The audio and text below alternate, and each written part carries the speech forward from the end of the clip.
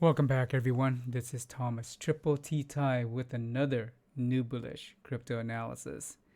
Let's dig in and take a look at Bitcoin.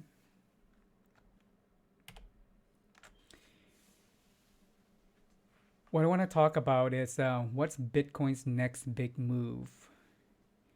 But before we get to that, let's take a look at Bitcoin in the long term. A few things that probably almost everyone can agree on is that Bitcoin has a limited number supply. Price in the long run will go up. It's a win-win for investors and everyone who's into Bitcoin. There's growing adoption by nations, companies, and institutions. That's evident. Just look at the news cycle. More regulation are being talked about in the United States and across the world.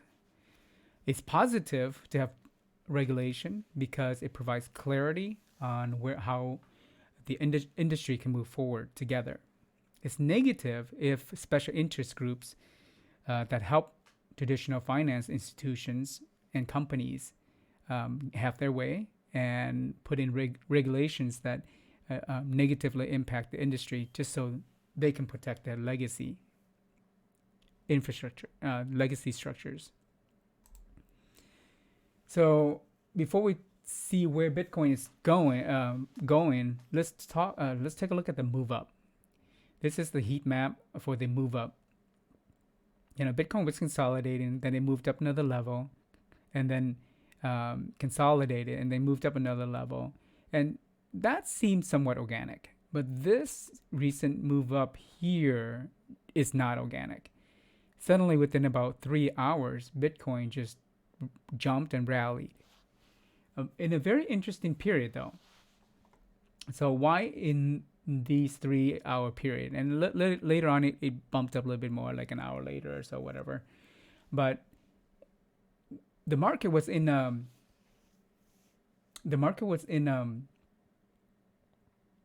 an interesting time because different companies were reporting. The stock market was actually trending down, and we'll take a look at that in a second. Bitcoin is a risk-on asset, so in a volatile environment, and I'm not just talking about crypto environment, in a volatile market with unknown moves from the federal government, there's this concerns in the market. Why would a group of people buy Bitcoin, which is a risk-on asset? Why take on more risk? If some institution wanted to buy Bitcoin, why didn't they do it over the counter? Meaning, and they negotiate a deal with exchanges and buy it off of them so that it doesn't impact the market. Because if you buy it in the market, let's say you buy it down in this position here, the price will go up, and then you have to buy against your own demand, right?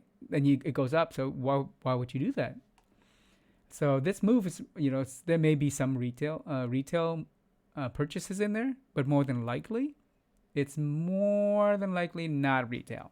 There are some in there, but most of it is not retail. Most of it's whales. In fact, on-chain data shows that there was a spike in whale purchases, which is not, it doesn't take a lot of brain cells to figure that out. But what's the motive? Why buy here and go against yourself? The spot market. So you got to figure out the motive. What's the motive behind this move? So here is the equities market from that day. Here's Bitcoin moving up right there. And here's the DXDY. I'm sorry. Here's the Dixie DXY going down and then going consolidating. But what's interesting here is the U.S. 10-year bonds spiked. That shows a tremendous risk-off market sentiment. But Bitcoin's a risk-on asset. So why the differences?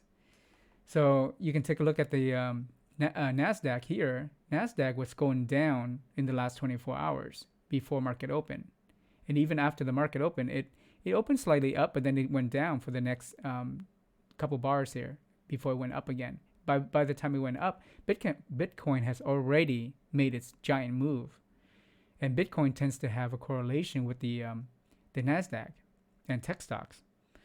So we had only a few tech stocks that rallied because of their earnings, but some of the other ones dropped.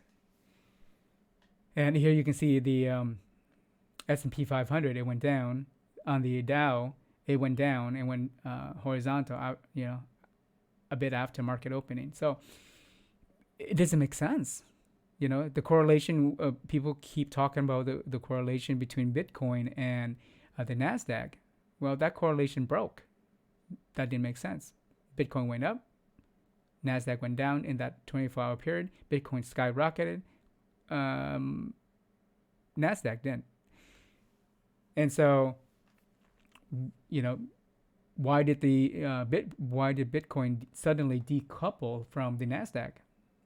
One thought is that perhaps a group of people lost big in the stock market because of I think some stocks dropped as much as over 20%, 25%, and they wanted to make up their losses in those positions. That's possible.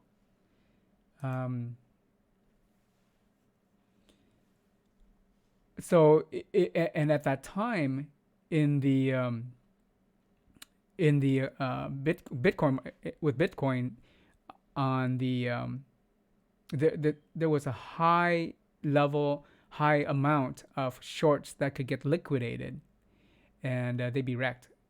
So if we take a look at the scenario where someone lost big in the stock market and wanted to make up some of those losses, what's their move?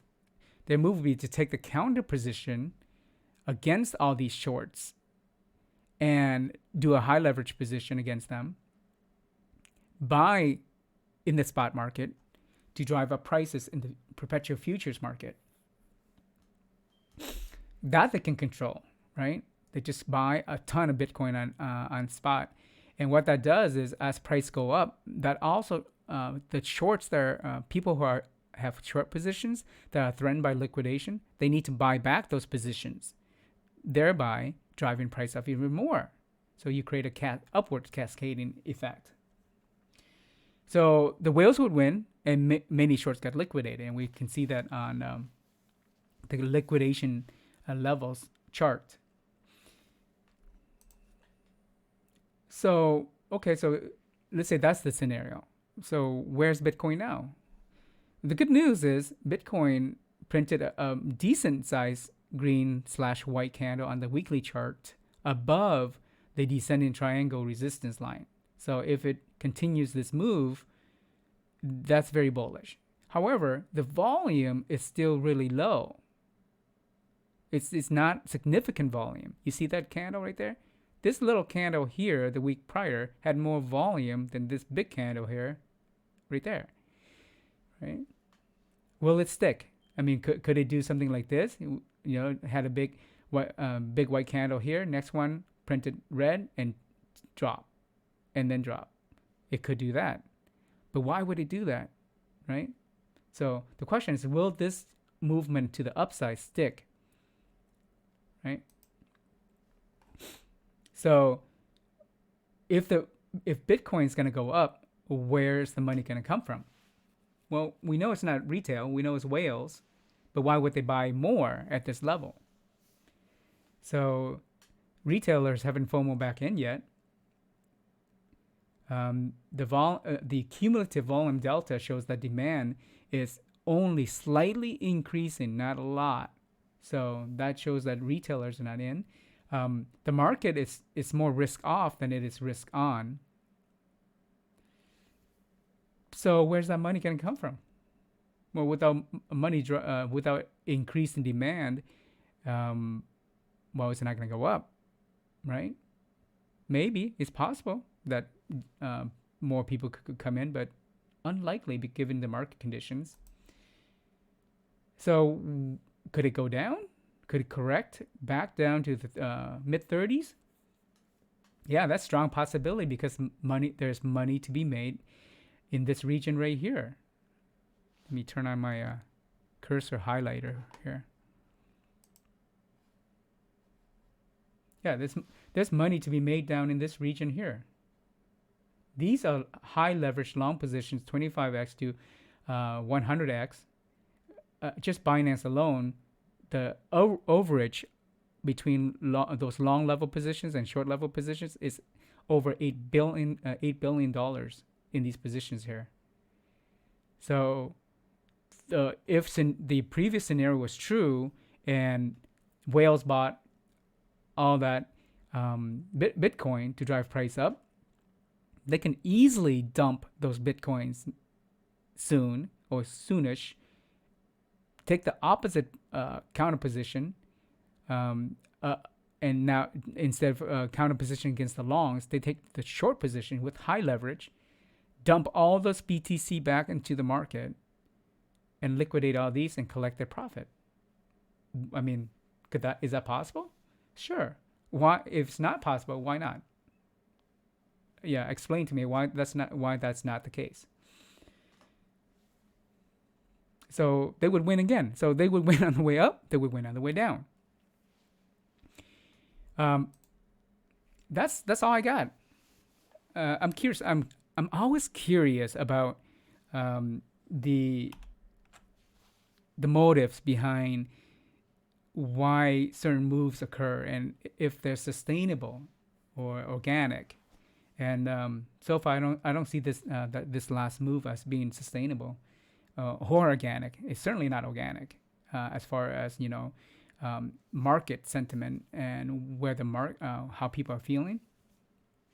So I think it's important that we continue to be mindful of the different ways that Bitcoin can move and thereby impacting the crypto market in general. We want Bitcoin to move up. I think we can agree on that. We want it to go up. We want it to go back to make some all-time highs. But at the same time, we got to be realistic and think about, making sure that we're making the right decisions instead of FOMOing in, thinking that, Bitcoin's going to rally up again, and then find that where it dropped and then we're stuck. And so I know there's a lot of positive sentiment out there along with caution. So just be cautious of what the potential moves are. Currently on the hourly chart, it's been consolidating, which is expected. Consolidation leads to boredom, and boredom leads to a big move either to the upside or downside. My bet still is on the downside, not because I'm bearish. I worked in the financial industry for quite a long time. It's better to assess different moves and be prepared for it. So I'm all for Bitcoin going up, but prepare for the bottom too. All right. Appreciate your time here. And remember, if this added value to you, smash the like, ring my bell, and hit subscribe. And leave comments in YouTube. Thanks. Peace.